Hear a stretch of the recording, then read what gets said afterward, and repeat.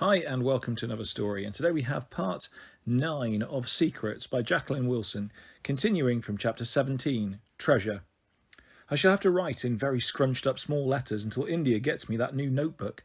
She stayed all night with me. I had a very bad Terry nightmare. He was climbing up into the attic, creeping towards me in the dark, telling me not to be frightened. It would be all over as quick, and then he pounced. I screamed out loud, and India had to put her hand over my mouth to shut me up. She cuddled me until I stopped shivering, and then curled up beside me in our nest on the floor. I didn't go back to sleep for ages, and then when I did, I had another dream. It was worse than the Terry one. It was about Nan. It was so real. Her arms were tight around me. I could smell her powder and perfume, and her long hair tickled my neck as she kissed me goodbye. Then she put me on a train, and the door shut with a clang. I couldn't get the window open to give Nan another hug. She mouthed, "I love you," and waved, tears rolling down her cheeks. Then the train started moving. Patsy was on the platform, clinging to Nan and waving. I saw Willie and Loretta and Brittany, and even my mum, but the train was going faster now, so they were all a blur. But India ran along the platform, waving and waving, her cheeks scarlet, her hair a great gingery fuzz. But she couldn't keep up. No one could. The train gathered speed, going faster and faster. Then we suddenly went into a tunnel, and it was dark, everything pitch black, and it went on, and I eventually realised it was going on forever. Chapter 18, India. Dear Kitty, I set my alarm for 5 so I could creep back to my room long before anyone was up. Treasure was asleep. I think she was having another bad dream because she kept twitching and groaning. I patted her shoulders gently, and she sighed and turned over onto her tummy. That's it, Treasure. No more bad dreams, I whispered, and then I went down to the attic steps. I was feeling thirsty, so I slipped downstairs to the kitchen for a glass of milk. Someone was sitting there in the dark. I screamed, Hey, shh, it's me, India. Dad, what are you doing? Why are you in the dark? I switched the light on. Dad blinked at me, his face contorted, his eyes were red, his hair tousled, his pyjamas unbuttoned. He smelled bad too, of drink and sick. Switch that light off, for God's sake, said Dad. You should go to bed, Dad. You look awful. I feel bloody awful, said Dad. I can't sleep. I felt in the fridge, trying to find the right bottle. Would you like a glass of milk, Dad? Absolutely not, said Dad. He yawned and scratched. India, you didn't scream earlier on, did you? I thought I heard something. No, Dad, I said, sipping milk as nonchalantly as I could. Oh, well, it was probably a cat yowling. Dad paused. I think I made a bit of a prat of myself at tea time, didn't I? He said into the dark. You weren't very well, I said kindly. Dad sighed. You can say that again. His voice was muffled. My heart started beating faster. He might have been crying. Dad, I felt my way towards him. Oh, India, I'm such a mess, said Dad.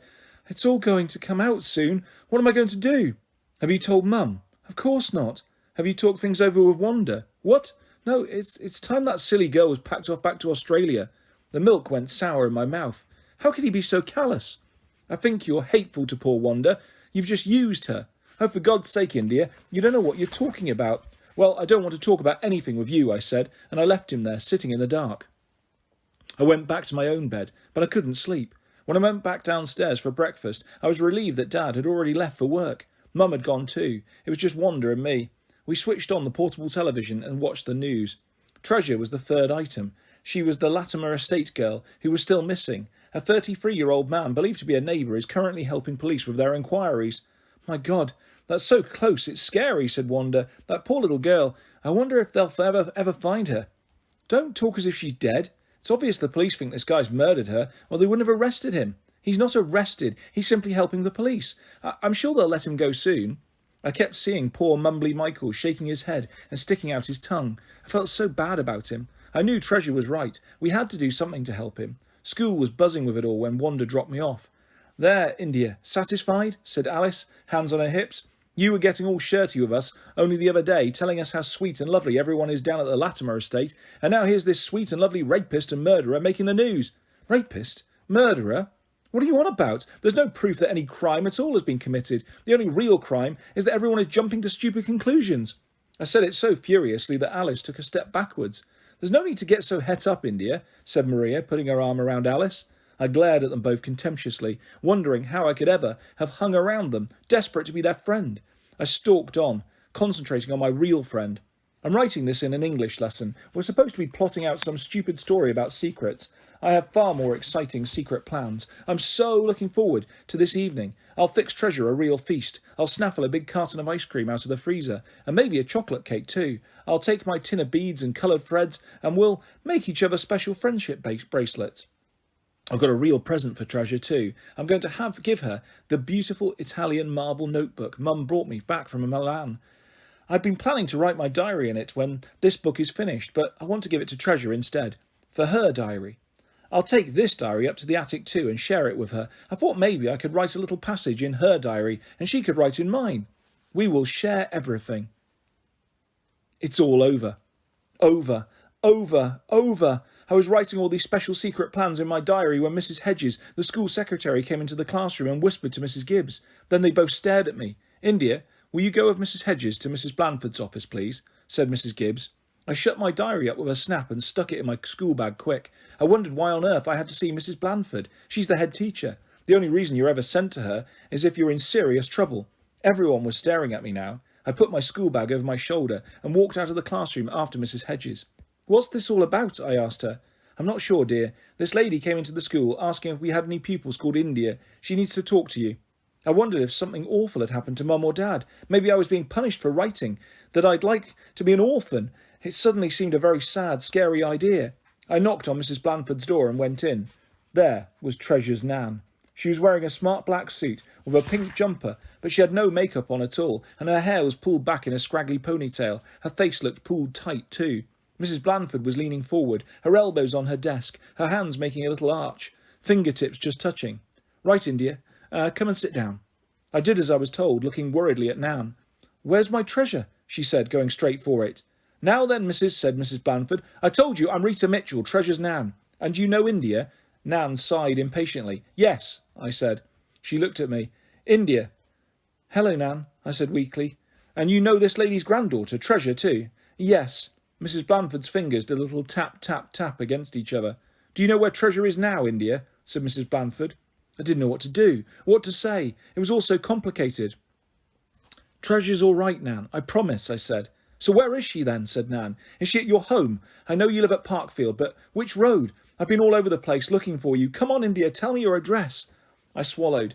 I knew how badly Treasure wanted to be with Nan, but if she went back now, she'd still be trapped by Terry. I wanted to keep her safe in the secret attic. I could look after her. Nan hadn't been much use in protecting her from Terry. I'm afraid I can't tell you, I said.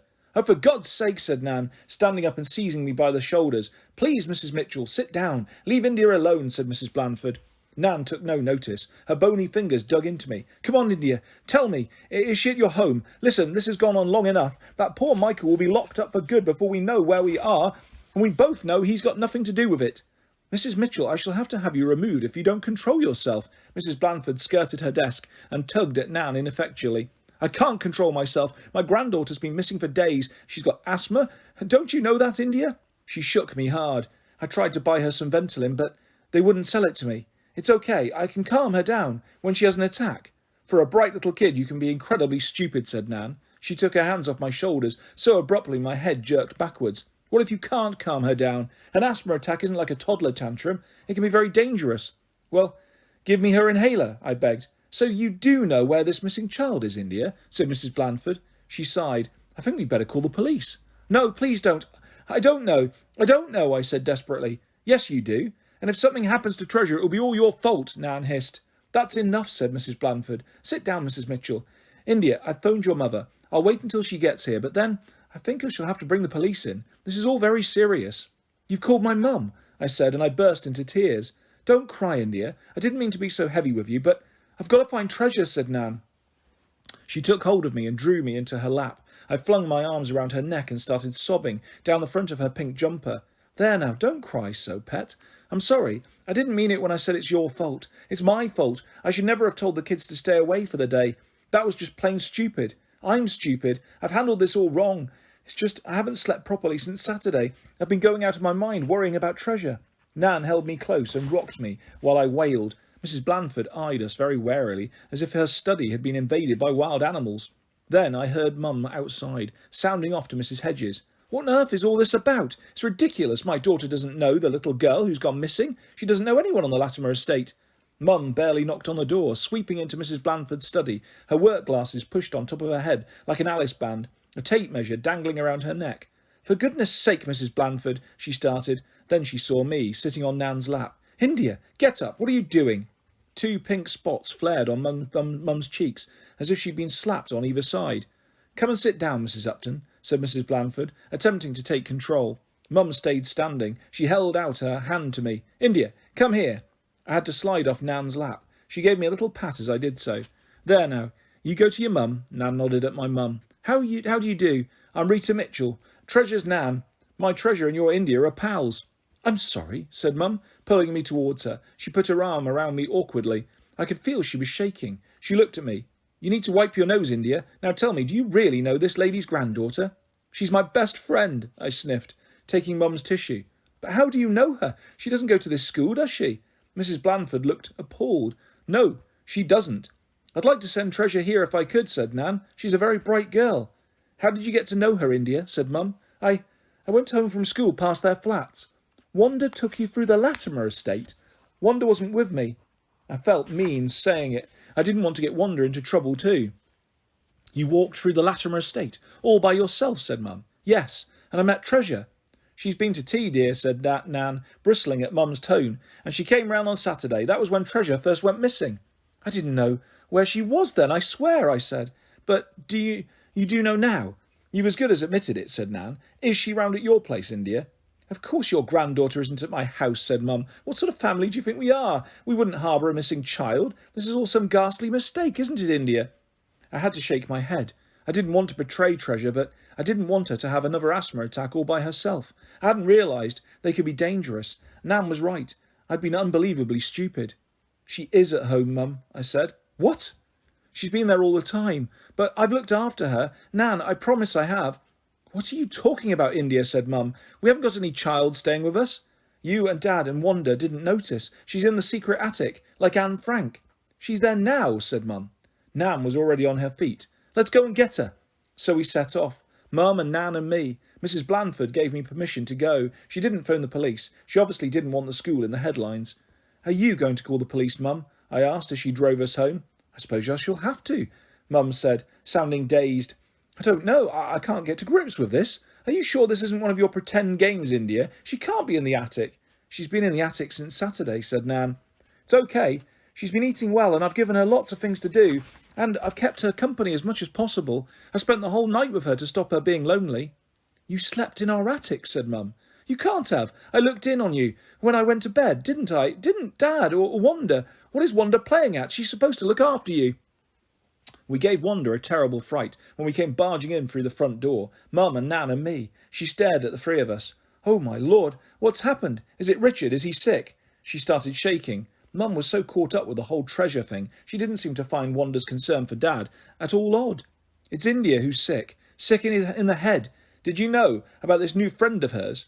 "Oh, yes. I thought it was great that she's made a nice friend," said Wanda. "Tiffany. Treasure. And you let her play on the Latimer estate? Look, save your argy-bargy for later. Where's Treasure?" said Nan. She started running up the stairs. I ran after her, Mum and Wanda following. Nan got to the attic steps long before us on her strong dancer's legs. She bounded up the ladder and pushed at the trapdoor. "Treasure! Treasure, you up there?" I heard Treasure gasp. "Nan! Oh, Nan!" When I got to the steps myself, Nan was kneeling on the floor with her arms tight around Treasure. Treasure was hugging Nan hard, her face screwed up, sobbing. "You don't ever cry, Treasure," I whispered.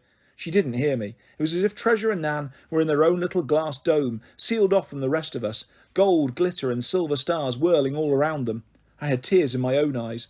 Mum hauled herself up into the attic too, walking around in a daze, as if she'd arrived on a different planet. She looked at the drawings on the wall, Treasure's bed and tray and bin. She looked at Treasure herself. Then her eyes suddenly focused. "You're wearing Moya Upton." Wanda came halfway through the trapdoor, standing on the steps so that her head poked out into the attic, comically swivelling around and round. "Come along, Treasure. Time to go home," said Nan. "But she can't go home with you," I said. "Then she'll have to go back to her mum's and Terry will be there. That's why I hid her. She's got to stay in hiding. Don't you understand?" "India, don't you dare use that tone to Mrs. Mitchell," said Mum. Nan didn't turn a hair at my tone. "She can't stay here forever, pet. You meant it all for the best, I know, but you weren't thinking straight. You got carried away. You can't keep someone hidden indefinitely. Anne Frank stayed hidden." You and that wretched Anne Frank, said Mum. For God's sake, India, grow up. I don't want to grow up, I cried. What's so great about grown-ups? Look at you. You all cheat and lie and pretend. That's enough, India, said Mum. There's no need to become hysterical. I can scarcely believe all this. You can't have kept Treasure up here for days. We would have noticed. You don't notice anything. You just care about your stupid Moira Upton designs. You don't care one little bit about me. You don't care about Dad either. You haven't got a clue about what he's been going on. I shouted, pacing up and down. Will you stop this embarrassing display, India, said Mum, and watch those floorboards. I don't think they'll stand up to you galumphing around like an elephant. That's right. You always have to belittle me, don't you? You do it to everyone. Even Dad. No wonder he wants Wanda more than you. She's having his baby. That's something else you haven't noticed. Wanda gasped. Mum looked at her. Her light lips tightened. But she stayed totally in control. You're being ridiculous now, India. Go downstairs. We'll all go downstairs and calm down and have a cup of tea. Wanda, can you organise a pot, please? And some juice for the girls. Wanda bobbed back down the ladder. Mum followed her, head held high. Wow. You really told her, Treasure whispered, wiping her eyes. It's because we're all so het up. Your mum will understand, said Nan, giving me a pat. She won't, I said, starting to cry. I wished I hadn't said it. I didn't know what poor Wanda would do now, or Dad. Hey, I'm the crybaby, Treasure said. Don't cry, India. You'll set me off again. I can't bear it if it's all over. I'll never see you again. Treasure left Nan and came and put her arms around me, looking straight into my eyes. Of course we'll see each other. We're best friends for ever and ever. I hugged her. But you'll still have to go back to your mum and Terry. No, she won't, said Nan determinedly. You wait and see. Trust me, India. That was just it. I knew you couldn't trust grown-ups, not even kind, truthful ones like Nan. We went downstairs to the living room and sat down to a bizarre little tea party, spread out onto a red lacquer table. Mum sat in her cream armchair, asking questions about milk and sugar, rearranging the assorted biscuits on the big black glass plate into a geometric pattern. Wanda hovered in the doorway, looking terrified, her hands clasped protectively over her stomach. Nan and Treasure sat on the sofa together. Nan kept reaching out and touching Treasure, as if she was making sure she was real. Treasure sat very upright, her scar showing through her fringe, her eyes blinking hard behind her glasses. She bit into a biscuit and sprayed crumbs down her T-shirt. She caught Mum's eye. I'm sorry, said Treasure, brushing at the crumbs. It's your T-shirt. We'll wash all the clothes and send them straight back, said Nan. No. Please, you keep them, Treasure. They look wonderful on you, said Mum. She kept staring at Treasure, her head on one side, and then she sighed. I suppose I'd better call the police now. Nan leaned forward. I don't think you need to get involved. They'll ask all sorts of awkward questions. They might well think you or your husband had something to do with it. Like you said, you could be done for harbouring. That's ludicrous, said Mum. Is it? Said Nan. Most people would find it hard to believe you could have a strange child living in your house for 4 days and not have a clue she was there. Mum flinched. It would be better for your India if she could be kept right out of it too, said Nan. No, it wouldn't. I want to talk to the police. I don't mind a bit if I'm done for harbouring. I saw it all. My impassioned speech straight to camera as I was led away by police, my interviews with social workers and psychiatrists, my stay in a secure young offenders unit, my secret smuggled letters to Treasure. Then there'd be our joyful reunion, cameras flashing as we embraced outside the unit. My story serialised in the newspapers, my secret attic, book piled high in Waterstones and Smiths. I'd be a best-selling author before I'd ever even reached adolescence. Be quiet, India. You've said more than enough today, said Mum. She looked at Nan. I would certainly appreciate it enormously if India could be kept out of it, but obviously the police will question Treasure. I'll just say I hid from myself, said Treasure. She looked straight at my mum. I won't say a word about India if you promise something, Mrs. Upton.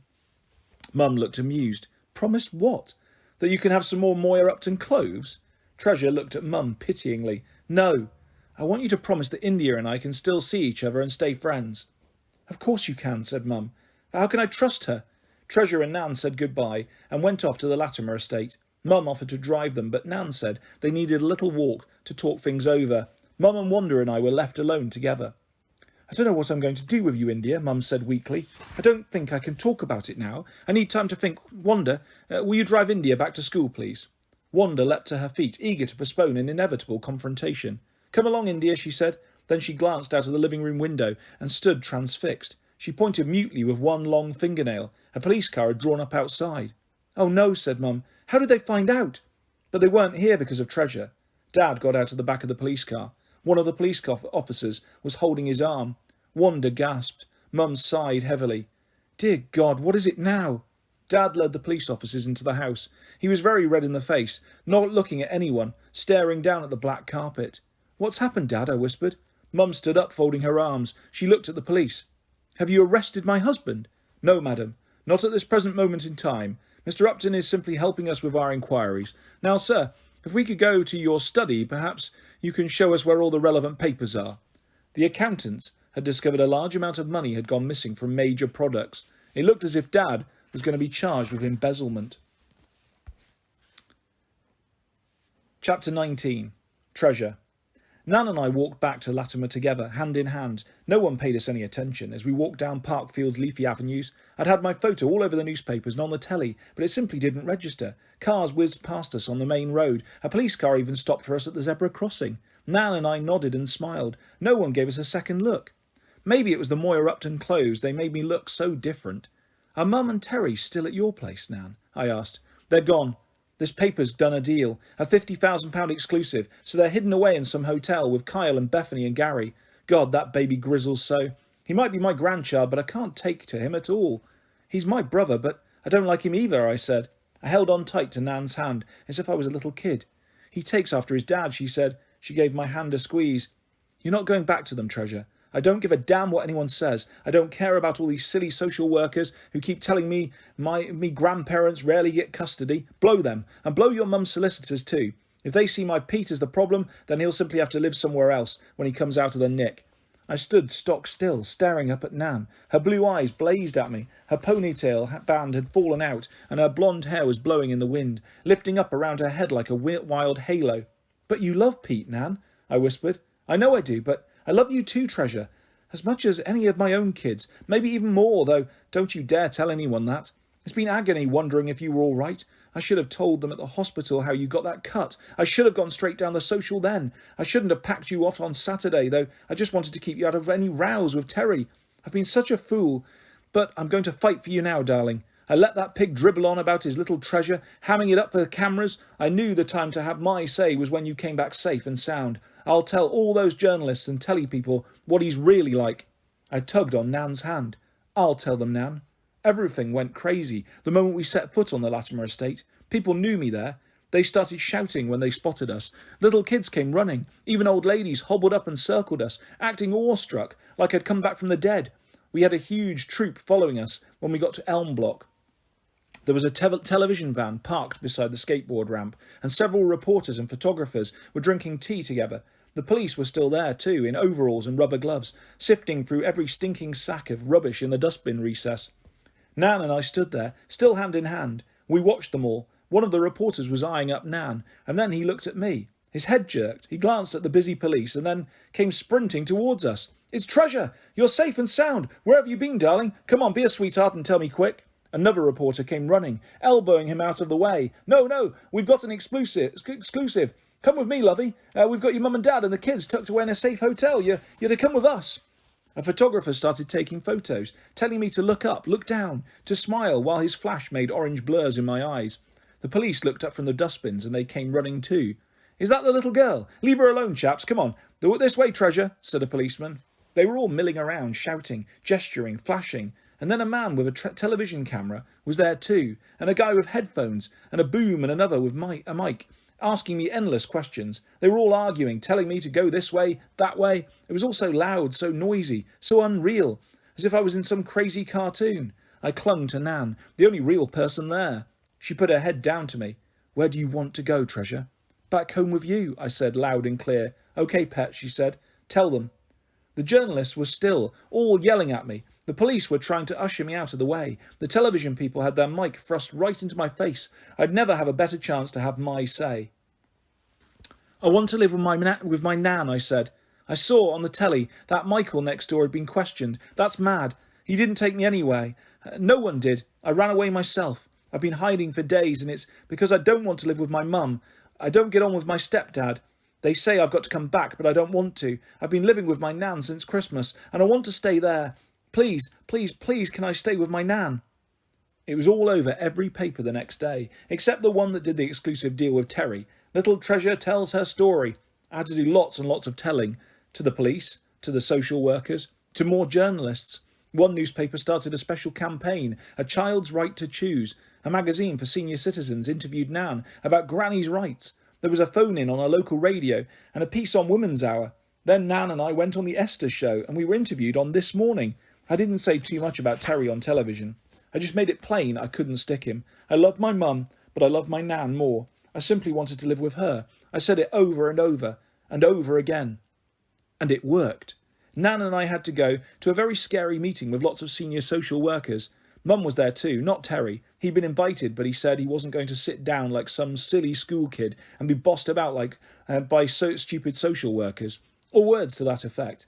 He was furious because he'd lost his £50,000 exclusive deal, and one of the other newspapers had done some research and interviewed one of his ex-girlfriends, who said he'd often beaten her up and terrified her kids. I was so relieved I didn't have to see him. It was very upsetting seeing Mum, though. I felt really, really bad. She was so angry with me. How could you do this to us, Treasure? Telling everyone you don't give a toss about your own mum, dragging our names through the mud so we can't go anywhere now without folks staring and whispering. One guy even spat at my Terry, calling him scum. I don't care what you say. He's been a good dad to you in lots of ways, and I've tried my hardest to be a good mum too, even though you've never been an easy kid to get on with. You've always looked down your nose at us, haven't you? You snotty little cow. Well, you live with your Nan if that's what you want. We'll be better off without you, me and Terry and the kids. We don't love you anymore. We don't want you anymore, see? When the meeting was over, Mum walked off, like she wasn't even going to say goodbye to me. I ran after her quick. Mum, please, I still love you, I said. Well, you've got a funny way of showing it, acting like I'm total rubbish, Mum said fiercely, but she suddenly hugged me hard. You be a good girl, Treasure. You're still my girl, no matter what, she whispered in my ear. I couldn't help wanting to hang on to her. It was almost as if I wanted to go back with her, even after all I'd gone through. I knew she couldn't look after me. I felt I should really be looking after her. I feel so bad, Nan. She is my mum. I know, Pet. She's my daughter. But I can't think about what's best for her now. I have to think about what's best for you. So I went back to live with Nan. It was all a bit crazy that first week, reporters still rushing around everywhere, and Mrs. Watkins came along the balcony and gave me a terrible mouthful, as if I'd been the one to accuse her Michael. He didn't seem to bear any grudge, though. He waves and smiles at me, behind his mum's back, though she won't let him talk to me now. The social workers haven't given this new arrangement their full approval. They're going to review the situation every 6 months. I know it'll be sticky when Pete gets out of prison. I'm not sure Nan really would choose me rather than him. He's Patsy's dad. But I'm safe with Nan for a while. Maybe you can't always make people promise forever and ever. India says she'll always hide me away again somewhere, not in the secret attic. Their house is up for sale. But Moya says they won't move far away. She needs to stay near her studio, and India and I can't lose touch. But now I work for her mother. I am the new Moya Upton model. India doesn't mind, even though she hates Moya's clothes herself. She says they look okay on me. I think they look fantastic. We've done photo shoots for Vogue and Tatler. Moya doesn't mind me being pale and skinny. She doesn't even mind my funny eyes and the scar. I got worried when the Guardian newspaper did an article about the dangers of stick-thin street kid waifs being used as child models. I thought Moya might drop me and go back to using that Phoebe as her main model, but she said it was all good publicity. India sighed and rolled her eyes, but she wasn't getting at me. We are still best ever friends, and we always will be. Won't we, India? Yes, yes, yes, yes, yes, yes, yes, yes, yes. Chapter 20. India. Dear Kitty, no, this is silly. I don't need a fictional friend anymore. Treasure is my friend. She always will be. Isn't that right, Treasure? Yes, yes, yes, yes, yes, yes, yes, yes, yes, yes, yes, yes, yes. I'm writing my diary around at Treasure's home. It's lovely to be able to call it that. Later on, we are both going to Nan's Friday night line dancing class. Patsy comes too. She is brilliant at it. Much, much better than us. Treasure is good at it, though she gets her lefts and rights mixed up sometimes. I thought I'd be hopeless. I've never been able to get the hang of disco dancing. I've lumbered around at school discos, waggling my arms about, and my bottom too, unfortunately, looking incredibly stupid. I just didn't have a clue how to do it. But line dancing is entirely different. You don't make it up as you go along. You learn every single step, every wave of the arm and stomp and clap and kick. You learn until the sequence becomes a little pattern in your head, and your feet automatically obey.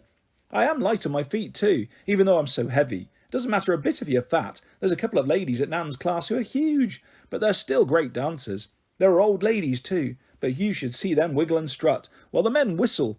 Some of the men are quite old too, but Jeff and Steve are young, and they wear matching checked cowboy shirts and real cowboy boots with steel tips, and they dance up a storm.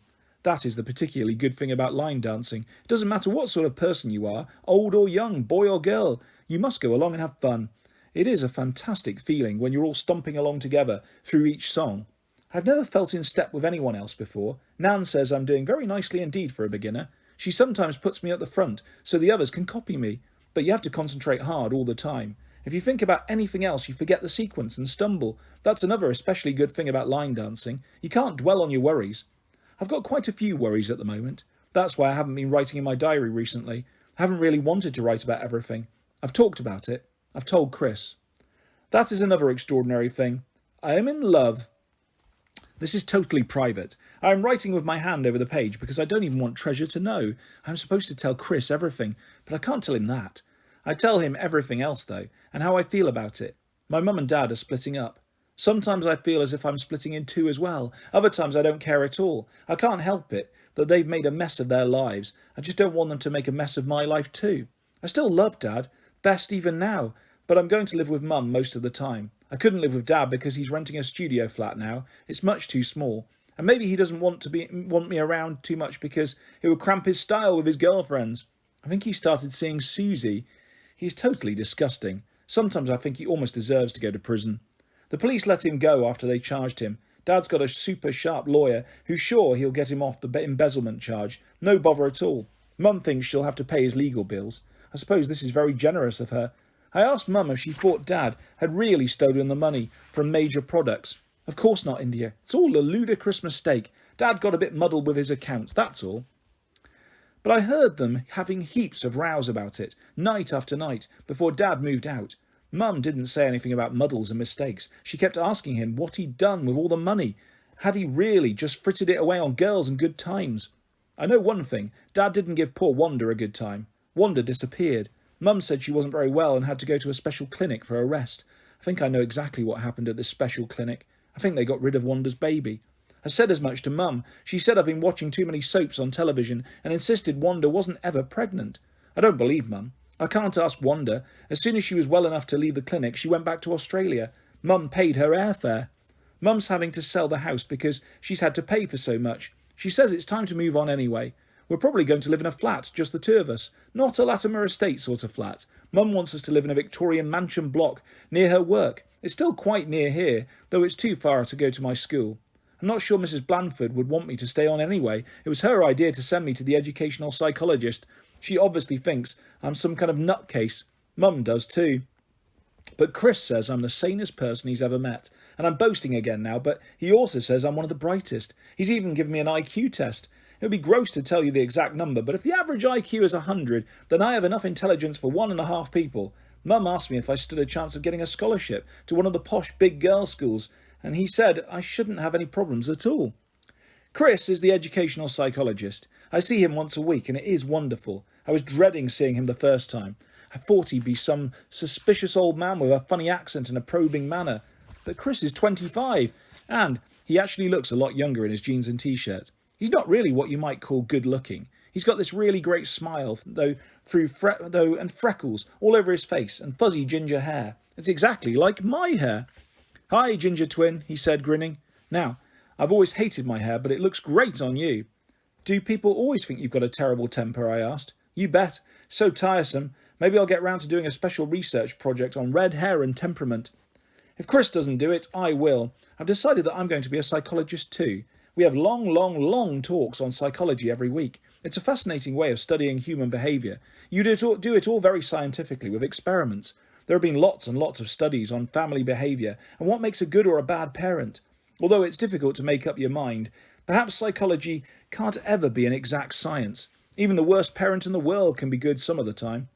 Anne Frank wrote that she didn't love her mother at all, but when they were in the concentration camp, they clung together, inseparable. Mum took Treasure and me to see Anne Frank's house. OK, she was spending a weekend in Amsterdam anyway, doing a photo shoot. Treasure got kitted out in Moira Upton from head to foot. She got made up whiter than ever, with smudged circles under her eyes. She struck scary poses in cobbled streets by the canals, while I sat reading an A-level psychology book and eating Dutch apple cake. When Mum and the photographer and the stylist had finished with Treasure at long last, Mum took us to 263 Prinsengracht, where Anne hid in the secret annex. We heard the Westorian clock strike as we went into the museum, just as Anne describes in her diary. My heart started beating as hard as we went up the narrow stairs and saw the bookcase door. It was all just as I'd imagined it. I stepped into Anne's bedroom, and there were her cards and photos, still stuck up on the wall. I cried then. So did Treasure. We saw Anne's red and white checked diary too. We couldn't read her neat Dutch handwriting, but we didn't need to. We know her story, off by heart. And that is the end of Secrets by Jacqueline Wilson. Really hope you've enjoyed that story, guys. I'll be back soon with lots more stories and videos on my channel. If you'd like to subscribe or hit a like, that's always appreciated. Thanks for listening, guys. Take care. Bye-bye.